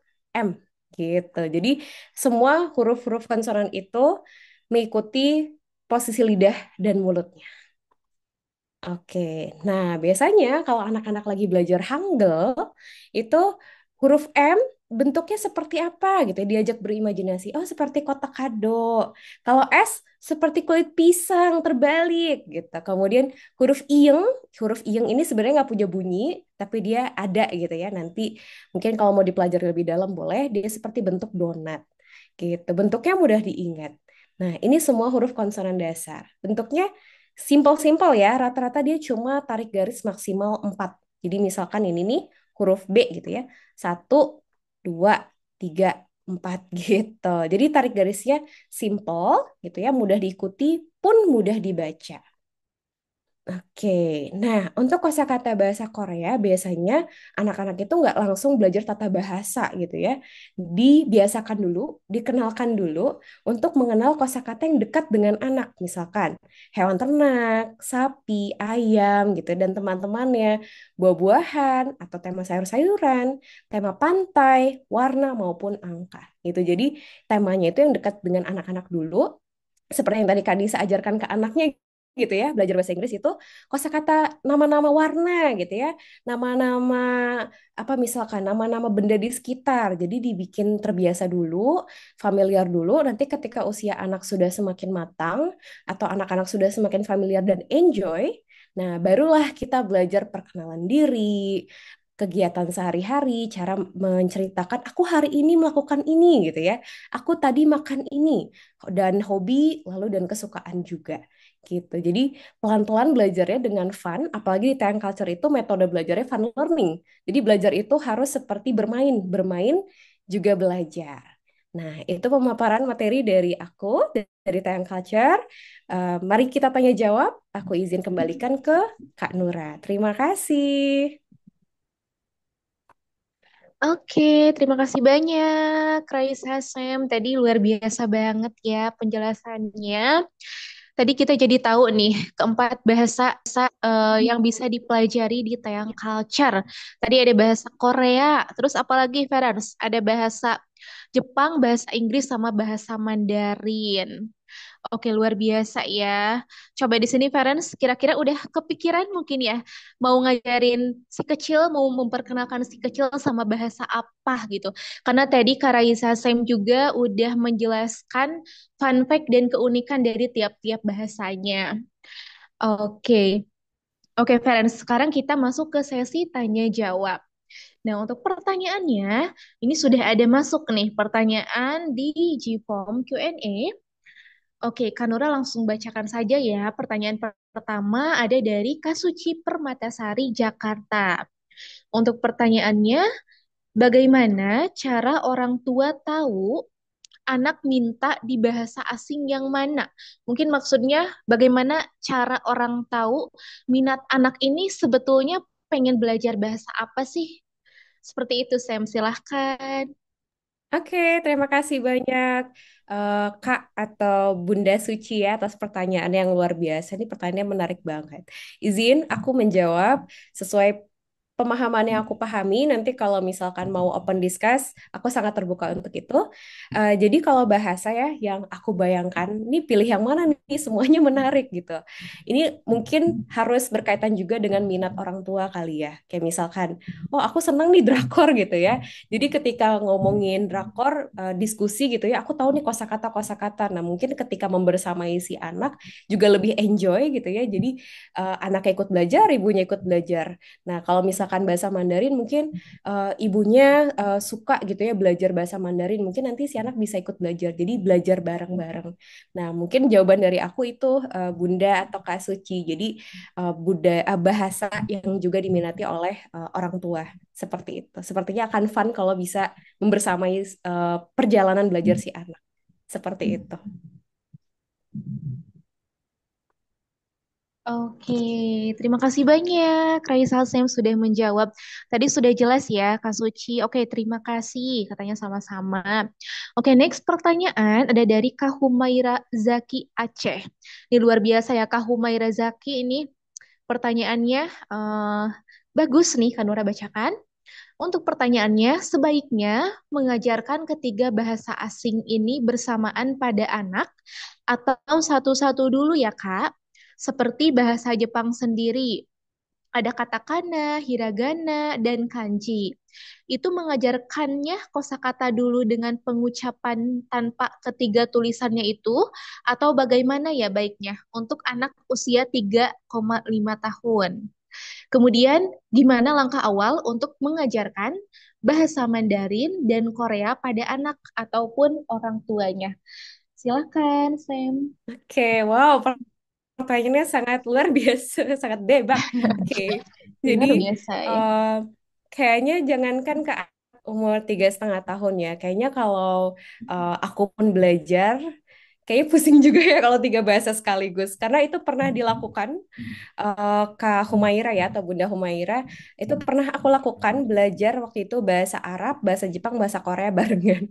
Yang dimana aksaranya aja beda semua gitu ya. Jadi ketukar-tukar. Jadinya eh, kurang maksimal di tiap bahasanya. Jadi mungkin kalau ditanyakan, lebih rekomendasinya bahasa mana dulu nih? Bahasa Korea, bahasa Jepang, bahasa Mandarin. Urutannya seperti itu. Kenapa? Karena bahasa Korea itu hurufnya mudah dipelajari, kemudian juga mungkin relate gitu ya dengan hype yang saat ini ada.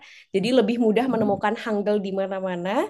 Kemudian bahasa Jepang. Kenapa? Karena bahasa Jepang itu memiliki tata bahasa, grammar yang 11-12 dengan bahasa Korea. Jadi biasanya orang Korea itu kalau belajar bahasa selain bahasa Inggris, mereka belajar bahasa Jepang. Karena grammarnya mirip-mirip. Aku pun setelah belajar bahasa Korea memutuskan belajar bahasa Jepang. Itu untuk huruf memang lebih kompleks ya. Cuma bisa disesuaikan sama kebutuhan. Oh, mau sedalam apa nih kemampuan bahasa Jepangnya? Apakah mau bisa baca tulis aja atau sampai memahami kanji gitu. Kanji itu huruf yang aksaranya meliuk-liuk gitu ya, yang sangat unik. Seperti itu. Kalau Mandarin dia hurufnya juga meliuk-liuk, tapi katanya aku belum belajar sejauh itu grammarnya itu mudah seperti grammar Korea gitu ya. Jadi grammarnya sederhana, tapi ada nada satu, nada dua gitu ya, nadanya macam-macam, beda nada beda arti gitu. Jadi mungkin kalau mau belajar bahasa asing yang aksaranya bukan ABCD alfabet bisa dimulai dari bahasa Korea dulu. Berdasarkan pengalaman pribadi dan murid-murid yang pernah diajar gitu ya, biasanya bahasa Korea itu hurufnya bisa dipelajari dalam waktu 2 minggu karena semudah itu gitu, semudah dan semenyenangkan itu. Kalau step awalnya mungkin bisa start dari kata-kata pengenalan dulu, misalkan annyeonghaseyo, kamsahamnida seperti itu. Jadi bisa pakai frasa-frasa yang muncul dalam keseharian, lalu dari situ nanti mungkin per tema gitu ya, kita hari ini belajar tentang tema pantai gitu ya. Kemudian besok tema apa lagi gitu. Jadi mungkin bisa startnya dari situ dulu. Gitu. Oke, terima kasih Raisa Sam untuk jawabannya. Tadi sudah jelas terjawab ya, Kak Humaira Zaki. Oke, friends semuanya, pertanyaan tadi sekaligus pertanyaan terakhir ya yang menutup pematerian sesi kedua. Oke, boleh banget nih kita kasih tepuk tangan virtual ya buat Kak Raisa Sam. Tadi keren banget materinya. Oke, terima kasih Raisa Sam. Baik, selanjutnya nih yang mungkin ditunggu-tunggu oleh parents karena di sini kita akan ada kuis dan kuisnya itu berhadiah ya, kuisnya itu berhadiah. Oke, link kuisnya sudah di-share ya oleh panitia di kolom chat Zoom. Jadi silahkan untuk parents mengakses link kuisnya. Di sana ada 10 soal pernyataan benar salah. Soalnya dari pemaparan materi Kanisa dan Raisa Sem. Jadi untuk yang memperhatikan itu pasti gampang banget ya ngisi soal-soalnya. Oke, langsung aja diklik link kuisnya dan diisi. 3 orang pemenang dari jawaban benar terbanyak dan tercepat. Oke, silakan parents sudah ada ya untuk link kuisnya.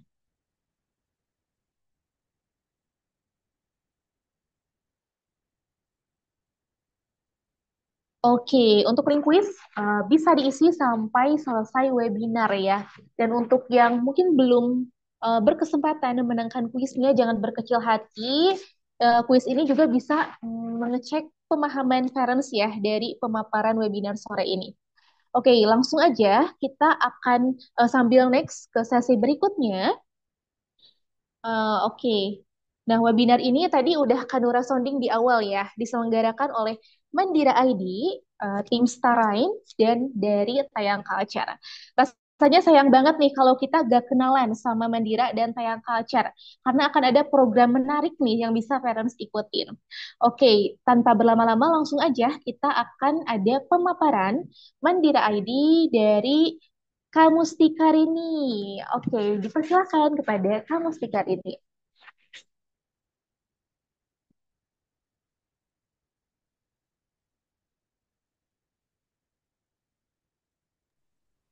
Halo, Assalamualaikum warahmatullahi wabarakatuh. Waalaikumsalam warahmatullahi wabarakatuh. Masya Allah, tadi penyampaian tentang materi read aloud dan mengenalkan bahasa asingnya luar biasa seru ya, Kanura. Baik, pada sore hari ini izinkan saya akan menjelaskan sedikit tentang Mandira ID. Sebelumnya perkenalkan, saya Mustika Rini, seorang sales manager dari Mandira ID. Alhamdulillah, saya sudah menjalani peran sebagai bisnis partner Mandira itu dari tahun 2017, jadi sudah 8 tahun ya. Lanjut, Kanura. Nah, apa sih Mandira itu? Mandira itu mempunyai tagline adalah Parents Best Friend. Jadi kami ini berusaha menjadi teman terbaiknya para orang tua. Dalam hal apa? Dalam menyajikan buku-buku yang berkualitas. Buku-buku untuk dibacakan setiap hari sepenuh cinta demi menumbuhkan cinta baca pada anak usia dini. Itu karena seseorang pembelajar sepanjang hayat itu kan bermula dari kecintaannya pada membaca ya. Jadi harapannya dengan buku-buku yang kami distribusikan, anak-anak kita semua bisa menjadi pembelajar sepanjang hayat. Dan Mandira ID ini merupakan salah satu anak perusahaan dari Mizan Group. Teman-teman pasti udah tahu ya, Mizan Group itu merupakan salah satu penerbit buku terbesar di Indonesia seperti itu. Next, Kanura. Visi dan misi Mandira itu sendiri adalah untuk mewujudkan sebuah masyarakat yang beradab dan sejahtera dengan menyebarkan hikmah melalui konten-konten yang yang mencerahkan. Lanjut, Kanura. Nah, kenapa sih harus bergabung sama Mandira? Kita tahu bersama bahwa Indonesia itu masih rendah sekali minat literasinya. Di sini ada data berdasarkan data UNESCO tahun 2016 yang lalu bahwa hanya 1 orang dari 1.000 orang yang suka membaca di Indonesia khususnya ya itu ya. Dan kita juga tahu hari ini anak-anak kita sudah banyak terpapar gadget gitu. Jadi mereka lebih suka gadget daripada membaca. Lanjut, Kanura. Dan semua itu berdampak pada apa? Pada jelas kemampuan membacanya gitu ya. Di sini bisa dilihat sendiri bahkan di Indonesia itu ada di urutan ke-60 dari 61 negara pada 2016. Miris sekali ya melihat data ini teman-teman. Maka dari itu semua, lanjutkan Nura. Mari kita menjadi salah satu agen perubahan yang membuat anak-anak kita itu bisa cinta sama membaca dengan buku-buku berkualitas yang kita hadirkan dan kita bacakan di rumah setiap hari. Next, Kanura.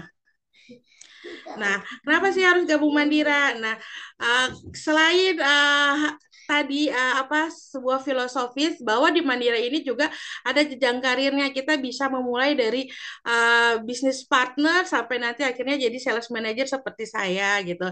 Lanjut kan Nura? Dan ini semua yang membuat saya selama 8 tahun betah menjalankan peran menjadi bisnis partner.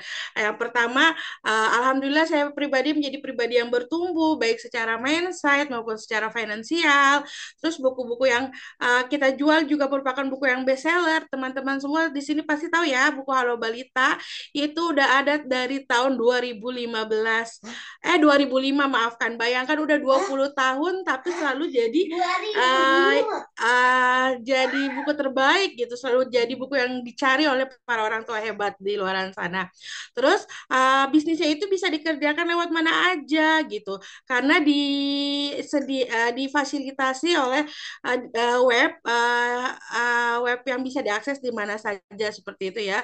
Terus apalagi tanpa modal. Nah, dengan mendaftar menjadi bisnis partner Mandira itu, kita nggak harus ngeluarin biaya apa-apa, teman-teman. Hanya harus ngeluarin modal untuk lancar berinternet, kuota ya, dan juga modal semangat, modal tekad yang kuat, niat yang lurus, insya Allah semuanya bisa dijalani di Mandira.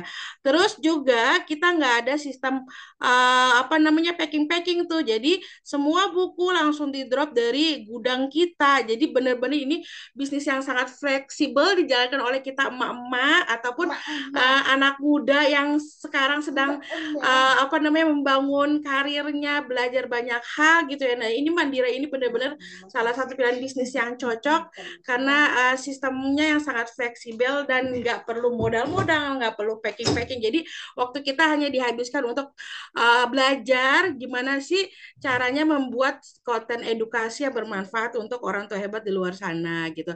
Terus juga di situ kita nggak sendirian, kita juga akan didampingi oleh trainer-trainer yang luar biasa berpengalaman dengan segala ilmunya, dengan segala pengalamannya. Jadi benar-benar kita didampingi sampai bisa menjual. Nggak usah takut kita belum punya pengalaman jualan, karena di Mandira insya Allah akan didampingi sepenuhnya. Terus juga segala apa namanya akses buat promosi, foto, video semua disediakan. Kita tinggal posting aja teman-teman. Terus juga ini yang paling penting sih dari semuanya, bahwa komisi di Mandira, karena saya juga dulu pernah ya menjadi reseller produk edukasi anik di perusahaan-perusahaan lain. Setelah saya bandingkan, di Mandira ini menawarkan komisi yang lebih besar, antara 13 sampai dengan 22% tergantung keaktifan kita. Dan terus juga tidak lupa nih, selain kita dapat apa namanya komisi jualan, setiap berhasil menjual setiap bulannya, kita juga ada reward tahunan, dan itu Masya Allah sekali reward tahunannya, dari HP sampai ke umroh gratis dibayarin sama Mandira. Alhamdulillah saya pribadi sudah mencicipi hampir semua reward yang diberikan dari Mandira, dan semuanya benar-benar gratis, diberikan servis terbaik sama Mandira. Jadi nggak akan nyesel teman-teman kalau gabung di Mandira. Next kan Nura. Nah, oke. Jika kamu tadi memiliki kendala, aduh saya nggak bisa jualan nih, saya belum punya pengalamannya gitu. Ya tenang, semuanya Mandira punya solusinya. Saya ibu dengan 3 anak repot di rumah gitu kan, tenang, Mandira punya solusinya. Ibu-ibu nggak perlu packing, nggak perlu apa yang tadi saya jelaskan gitu. Ibu-ibu hanya tinggal modal ngiklan gitu kan, modal merekomendasikan buku yang ibu-ibu bacakan untuk anak-anak yang dibacakan untuk anak-anak ibu-ibu ke orang tua di luar sana. Lanjutkan Nura. Lanjut. Nah ini tadi yang apa namanya benefit yang saya berikan. Sekarang kita ke produk-produknya Mandira. Produk-produknya Mandira itu sudah dikurasi oleh para ahli ya teman-teman. Jadi insya Allah semuanya sudah disesuaikan dengan checklist indikator tumbuh kembang anak. Ada Halo Balita sebagai buku bestsellernya yang lengkap sekali isinya, menanamkan tauhid, kemandirian, adab, juga pengenalan emosi untuk anak usia dini, anak usia 0 sampai 6 tahun. Ada juga Nabiku Idolaku Balita sesuai namanya. Buku ini menceritakan kisah-kisah teladan para nabi. Ada juga Fantastic Learning, sebuah edit toys yang akan mengoptimalkan tumbuh kembang anak-anak, istilahnya ngepaut di rumah. Jadi kita nggak perlu keluarin uang banyak untuk nyekolahin anak di PAUD ataupun di Kober. Cukup di rumah aja pakai Fantastic Learning. Ini insya Allah sudah terstimulasi kecerdasannya untuk mempersiapkan anak-anak kita memasuki jenjang sekolah yang lebih tinggi lagi. Terus ada juga ini Healthy Kit, sebuah starter kit yang membahas pola hidup sehat pada anak usia dini dengan berbahasa Inggris. Nah, untuk teman-teman yang ingin mulai mengenalkan bahasa Inggris pada anak-anaknya, itu sedini mungkin bisa dengan dibacakan, ada buku Halo Balita itu juga bilingual, dan ini ada Healthy Kids yang benar-benar full bahasa Inggris. Terus yang terakhir ada Baby All Baby, buku-buku import, sebuah buku import ini benar-benar diterjemahkan dari Korea, diimpor dari Korea, tapi alhamdulillah udah diterjemahkan ke dalam bahasa Indonesia. Jadi ibu-ibu tinggal bacain aja tanpa perlu pusing-pusing translate. Oke, next Kanura.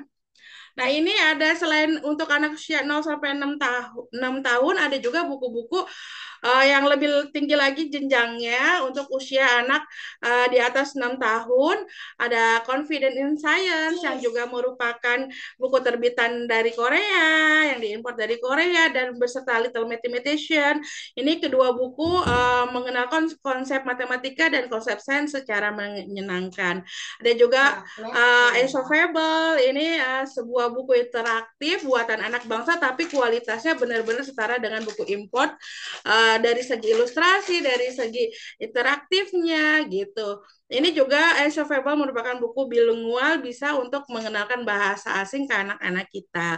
Terus yang terakhir ada Seri Ilmuwan Muslim. Kalau selama ini anak-anak kita sudah dikenalkan oleh kisah para nabi, kini saatnya kita kenalkan anak-anak kita dengan kisah ilmuwan Muslim. Jangan sampai anak kita taunya yang menemukan teori gravitasi siapa, malah ilmuwan Barat seperti itu. Next, Kanura.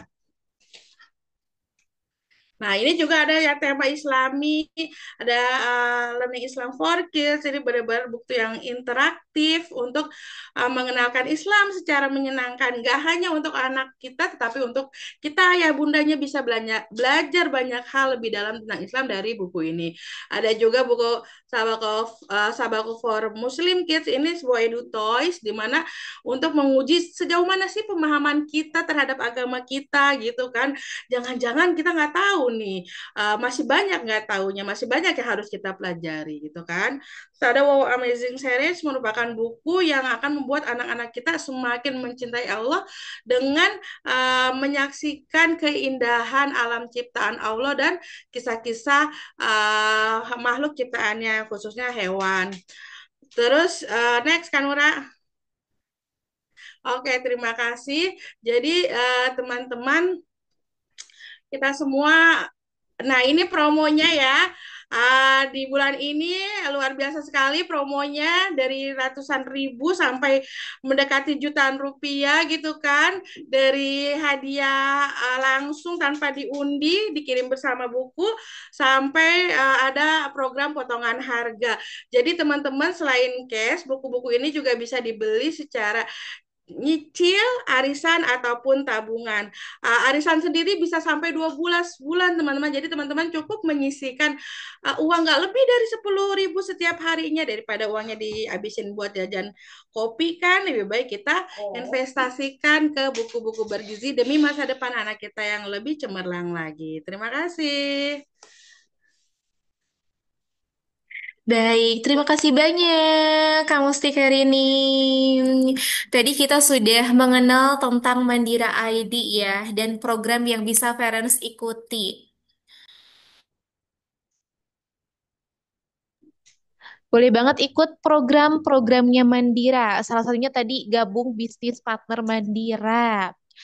Oke, Ferenc, sebelum pengumuman kuis nih, kita akan ada pemaparan menarik dari Teang Culture. Oke, tanpa berlama-lama menunggu, langsung aja akan ada pemaparan dari Teang Culture. Dipersilakan kepada Kak Arila.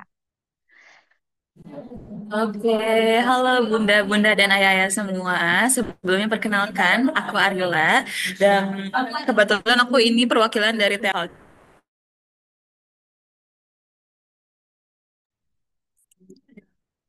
Ya, dan aku di sini perwakilan dari Tiang Culture, bunda-bunda semua dan ayah semua. Mungkin teman-teman di sini udah ada yang, sorry, ayah-ayah dan bunda semua di sini udah ada yang tahu.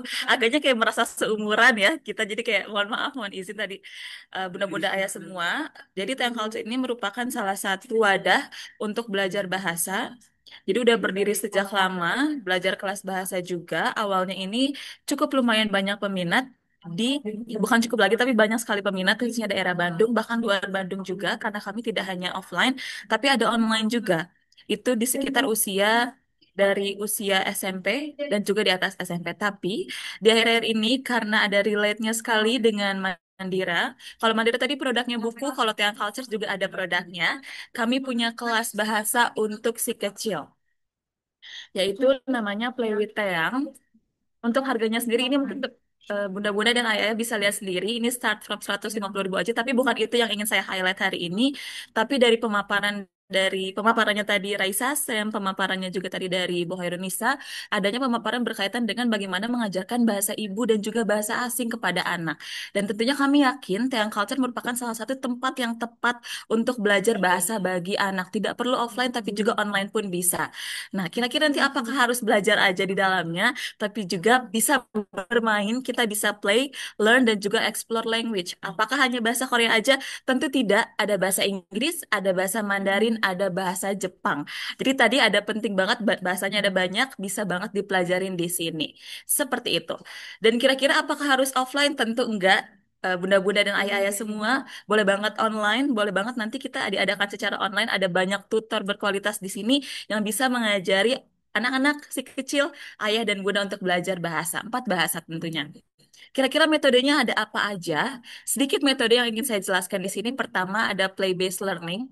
Jadi kebetulan di tanggal 23 dan juga 24 nanti, Teang Culture akan mengadakan kelas bahasa untuk anak di Sumarekon Mall, di Sumarekon Bandung. Kalau misalkan Bunda dan Ayah tahu bersama dengan Mandira juga, ini akan ada metode-metode yang memang diimplementasikan. Beberapa di antaranya play-based learning, kita belajar sensorik, kita belajar motorik, kita nggak hanya belajar cara membaca, cara belajar bahasa, tapi kita juga belajar bagaimana anak bisa memanfaatkan sensorik dan motorik dalam belajar bahasa itu sendiri. Lalu yang kedua ada art and creative activity gitu. Kita belajar untuk mengembangkan skill dan juga kreativitas anak, biar anak tidak hanya belajar bahasa aja, tapi ada pengembangan soft skill dan hard skill di dalamnya. Yang terakhir ini ada cultural storytelling. Kita belajar nggak cuma hanya belajar bahasa, tapi kita berusaha showcasing. Bunda ayah semuanya. Kita berusaha untuk showcasing, ngasih tahu kira-kira unjuk dari penampilan anaknya nanti. Jadi bunda ayah nanti bisa lihat sendiri nih, si kecil untuk showcasing dari bahasa yang sudah dipelajari, bahasa Inggris dan juga bahasa Korea. Seperti itu. Jadi nanti ada beberapa metode baik dari materi interaktif yang menyenangkan, pengajarnya udah pasti berpengalaman karena dari kami pun seleksinya cukup ketat, lalu ada kegiatan yang seru maupun nanti ketika memang ada implementasi maupun kelas bahasa, si kecil boleh membawa karyanya sendiri untuk dipajang dan dijadikan kenang-kenangan. Seperti itu. Jadi ada banyak sekali benefit yang bisa didapatkan mulai dari 150.000 aja bersama dengan Teang Culture. Nggak hanya belajar tentang buah-buahan, nggak hanya belajar tentang hewan, tapi juga belajar tentang bagaimana lingkungan, belajar tentang festival, belajar tentang makanan dari banyak budaya, banyak negara. Nah, untuk rentang usianya ini terakhir, Bunda Ayah, rentang usianya dari usia berapa sampai usia berapa? Bunda Ayah yang punya anak usia 2,5 tahun atau di atas 2,5 tahun sampai 8 tahun cocok banget ikut kelas bahasa di Teang Culture bareng dengan Play with Teang. Seperti itu. Jadi boleh banget nanti aku drop juga di kolom chat untuk informasi lebih lanjut. Ada nomor yang bisa dihubungi untuk tanya-tanya terlebih dahulu aja. Dan sampai jumpa di kesempatan-kesempatan berikutnya. Nanti aku serahkan kembali ke Kak Nura untuk menutup acara. Jangan lupa beli bukunya Mandira juga dan juga kelas bahasa di Teat Culture. Terima kasih banyak, Bunda Ayah. Boleh aku serahkan kembali ke Kak Nura. Oke, baik. Wah, seru banget ya, Kak Arila. Tadi di spoiler ya, kegiatan dari yang ada Play with Teang nih. Coba Bandung Squad nih di sini parents boleh banget merapat ya nanti di trial kelasnya Play with Teang tanggal 23-24 Agustus nih. Boleh banget langsung aja daftar karena acaranya di minggu ini. Oke, terima kasih banyak Kak Arila. Next yang ditunggu-tunggu kita akan umumkan pemenang kuis. Oke, ini udah mulai deg-degan ya. Siapa nih pemenang kuis peserta dengan jawaban benar terbanyak dan tercepat. Jadi gak cukup benar aja ya. Yang nilainya 100, tapi keduluan cepet nih sama yang lain. Oke, oke. Kita akan umumkan pemenang kuisnya. Ada 3 orang dengan jawaban benar terbanyak dan tercepat. Dan nilainya ini 100. Dan setelah Kanura cek, banyak banget yang nilainya 100. Ini udah pinter-pinter banget nih. Parents sore-sore masih fokus ya ngisi soal kuis. Ya, pemenang yang pertama. Oke, coba siapa nih yang merasa menang? Oke, yang pertama pemenangnya ada Kak Mutangalimah dari Temanggung. Coba boleh di kolom chat Zoom barangkali masih ada ya Kak Mutangalimah dari Temanggung. Selamat. Kemudian yang menang lagi nih ada Kak Heti Darmawanti dari Bandung. Oke, kemudian yang menang ada Kak Humaira Zaki dari Aceh. Oke, selamat untuk ketiga orang pemenang tadi, kamu tanggal 5, Kak Heti dan Humaira Zaki. Oke, untuk rekan-rekan panitia bisa tolong di drop pemenangnya di kolom chat Zoom. Nanti untuk para pemenang silahkan untuk klaim hadiahnya dengan mengirimkan nama lengkap dan alamat pengiriman lengkap ke nomor admin. Nanti akan di-share ya. Nanti di-share juga di grup webinar WhatsApp. Oke, nah sudah ada pemenangnya. Oke, selamat untuk para pemenang. Oke, para semuanya gak kerasa nih, udah lewat maghrib, lewat sedikit ya, gak apa-apa. Oke, alhamdulillah kita udah di akhir sesi webinar ini. Terima kasih banyak untuk Kak Nisa, kemudian untuk Kak Raisa, untuk Kak Mustikarini, untuk Kak Arila, tim Teang, tim Mandira, dan semua peserta yang sudah hadir nih dari awal sampai akhir menyimak webinar ini. Terima kasih. Sebelum ditutup, kita dokumentasi dulu yuk. Boleh banget on cam dulu sebentar. Kita dokumentasi dulu. Oke, silahkan karena semuanya untuk on cam sebentar. Oke nih, sudah pada on cam. Kanura akan hitung mundur ya untuk dokumentasinya. Oke, udah siap ya? 3, 2, 1. Sekali lagi ya, 3, 2, 1. Sekali lagi, 3, 2, 1. Oke, terima kasih banyak semuanya. Oke, Kanura tutup untuk agenda webinar sore ini. Sekali lagi, terima kasih banyak. Sampai jumpa di event kolaborasi berikutnya. Oke, terima kasih banyak. Sampai jumpa. Wassalamualaikum warahmatullahi wabarakatuh. Waalaikumsalam warahmatullahi wabarakatuh. Terima kasih Kanura. Jatuh cinta itu cuma satu kali. Kalau hilang dan lepas, aku nggak kebayang sih rasanya bakal kayak gimana. Yang masih standby di Zoom, jangan lupa juga ya. Aku bakal mastiin kamu enggak nikah Oke, lagi. Mizan mengeluarkan merilis sebuah film juga ya. Judulnya Lebih Dari Selamanya. Mulai tayang di bioskop tanggal 8 Agustus. Seru banget. Silahkan boleh. Ternyata benar, aku menikah duluan. Hati-hati dengan ucapan, karena ucapanmu bisa jadi kenyataan. Aku kangen ngobrol sama kamu. Bapak masih ngikat ibu di hati Bapak. Kehilangan gak gitu caranya, Pak. Kayaknya kamu terlalu khawatir, Desya. Bapak baik-baik aja tuh. Kesepian tuh gak baik-baik aja, Mas. Assalamualaikum. Salam. Pak Salim, nikah lagi. Pasti ibu juga ngizinin. Enggak, aku nggak ngizinin. Nih David nih ya, aku hantuin juga nih, siap-siap nih. Pak Salim, malah ketemu di sini sama tetangga. Iya. Halo Mbak Mila. Ini saya masak. Semoga Bapak suka ya. Baik amat. Terus Bapak mau selamanya sendirian. Ibu pasti udah ikhlas kalau Bapak mau nikah lagi. Kalau kamu sendiri udah menikah? Hampir. Calon suami saya meninggal 1 hari sebelum kami menikah.